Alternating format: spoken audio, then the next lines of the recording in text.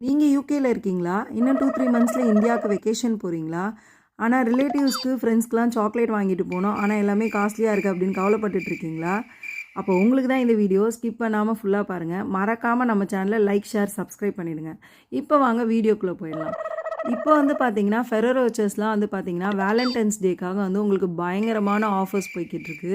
24 pieces வந்து just 5.98 pounds தான். அதுவே 42 பீசஸ் வந்து பார்த்தீங்கன்னா, ஜஸ்ட் 10 பவுண்ட்ஸ் தான். எல்லா பிராண்ட்ஸ்லுமே வந்துட்டு பார்த்தீங்கன்னா, உங்களுக்கு பயங்கரமான ஆஃபர்ஸ் போய்க்கிட்டு இருக்கு.